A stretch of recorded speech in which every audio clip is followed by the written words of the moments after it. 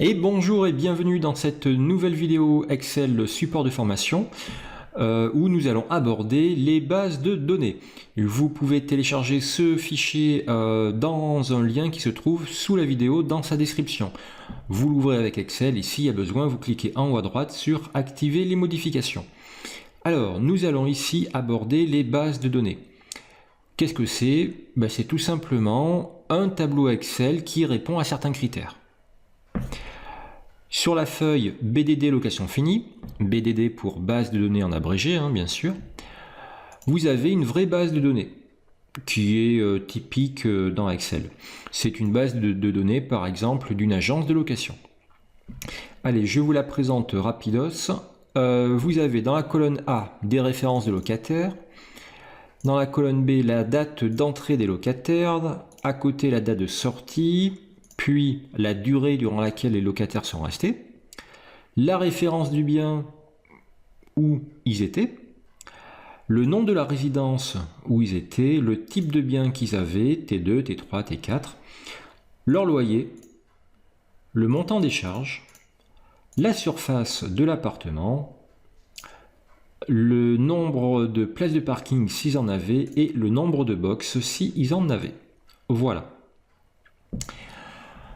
Alors, pourquoi dans Excel il y a des tableaux qui sont bruts, comme ça, bruts de décoffrage et qu'on appelle des bases de données? Alors, il y a beaucoup d'utilité à ce type de tableau. Petit 1, stocker les données. Effectivement, là, je vais saisir ici à la queue leu chaque fois que quelqu'un entrera ou sortira. Le fait d'avoir tout stocké dans un seul endroit va me permettre de faire beaucoup de choses. Je pourrais faire des tris. Je pourrais connaître, par exemple, le locataire qui est resté le plus longtemps, ou au contraire le moins longtemps.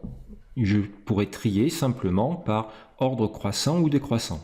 On verra comment faire des tris plus tard. Je pourrais ensuite faire des filtres.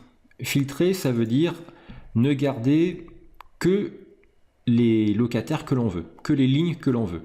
Je pourrais, par exemple, ne garder à l'écran que les locataires qui étaient dans des T2. Et connaître leur loyer moyen, par exemple.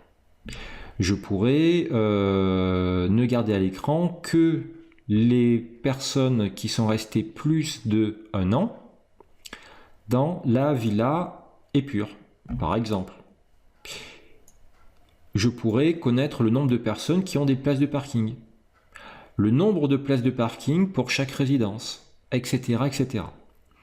Je pourrais aussi calculer des indicateurs qui vont se mettre à jour automatiquement lorsque je vais alimenter le tableau. Exemple d'indicateur, le nombre de locataires pour la résidence les Jardins des Arcanes. Le loyer moyen, par exemple, pour ceux qui ont des places de parking. Voilà. Donc tout ça, ça peut être entièrement automatisé, mais on verra ça au fil du temps. Alors, pourquoi ce tableau est une vraie base de données? Parce qu'il répond à certaines recommandations. Alors, j'insiste bien sur le mot recommandation. Voilà, parce qu'après, une fois qu'on est aiguisé techniquement, on peut passer outre ceci. Mais pour nous, on va dire que ce sont vraiment des recommandations. Sur la feuille intro BDD, je vous ai listé toutes les recommandations qu'il faut suivre afin que le tableau Excel qu'on ait en face de soi soit une base de données. Première recommandation, pas de ligne vide. Exemple, ça, c'est interdit. Pourquoi? Les lignes vides et les colonnes vides, pour Excel, ça délimite les tableaux. Donc, si je me mets là et que je fasse CTRL multiplier, vous savez que CTRL multiplier, ça sélectionne le tableau, bien Excel me sélectionne ça. Donc, pour Excel, le tableau s'arrête à la ligne 7. Je me mets en dessous, CTRL multiplier. Voilà, donc à cette étape-là, pour Excel, j'ai 2 tableaux. Ok, donc pas de ligne vide. Maintenant, si je rajoute loc, ça, c'est correct. La ligne 8 n'est pas entièrement vide. Je peux avoir des cellules vides, attention, mais il ne faut pas que la ligne soit complètement vide. Ok? La preuve que c'est correct, je me mets n'importe où, CTRL multiplier, ça prend tout. Ok. Allez, pas de colonne vide. Même logique. Ça, c'est interdit.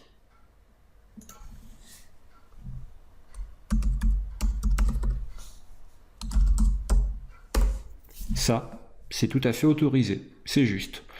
La colonne C n'est pas entièrement vide. CTRL multiplié, ça prend tout. OK. Mais en tout cas, pas de ligne vide. Ensuite, pas de cellules fusionnées. Voici ce qu'il faut éviter. Là, j'ai deux personnes qui ont des T2. Ces personnes sont côte à côte. Il y en a qui vont avoir le réflexe de fusionner. Donc ça, on va absolument éviter ça. Je veux dire, c'est même pas une recommandation, c'est vraiment une interdiction à ce niveau-là. Hein. Si vous avez des cellules fusionnées, c'est pas une base de données, c'est un tableau Excel classique. Allez, je fais marche arrière. Ensuite, pas de surtitre. Alors, un surtitre, qu'est-ce que c'est? Allez, je vous en fais un.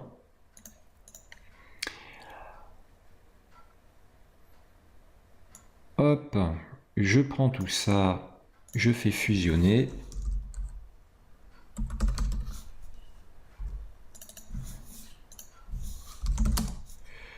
Info appartement, je prends tout ça, je fusionne, info locataire. Voici ce que sont que des surtitres. Voilà, c'est-à-dire que j'ai deux niveaux de titres. Les titres sont sur les lignes 1 et 2. Ça, c'est interdit. Il ne faut pas. Il faut vraiment éviter.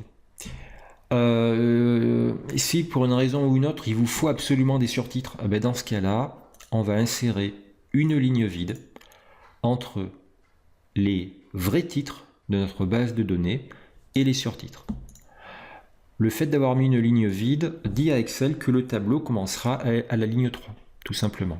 La preuve en est, CTRL multiplié, c'est bon.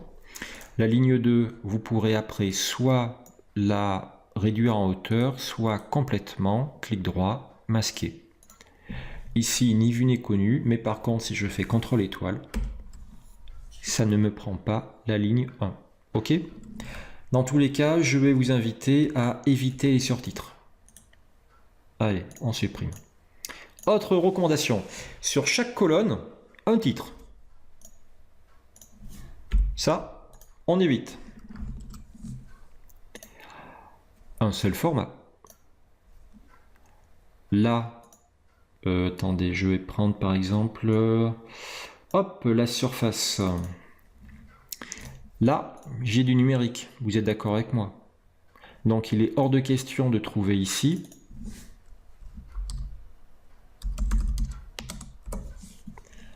environ 78. Environ 78, c'est du texte. Ce n'est pas numérique, ce n'est pas un nombre. Conclusion, si je veux faire des moyennes de surface, vu que environ 78 c'est du texte, ma moyenne ne prendra pas en compte 78. Donc mon résultat sera faux. OK? Allez, j'efface ça. C'est à nouveau du numérique. Faites attention aussi dans les champs date, dans les colonnes date. Parfois on peut trouver des personnes qui connaissent pas énormément Excel, qui alimentent des bases de données et qui ne saisissent pas de vraies dates. Malheureusement, ça peut arriver. Voilà, on a fait le tour des recommandations. Quelques petits mots encore pour vous dire que le vocabulaire dans les bases de données change. Les colonnes s'appellent des champs en réalité et les lignes des enregistrements.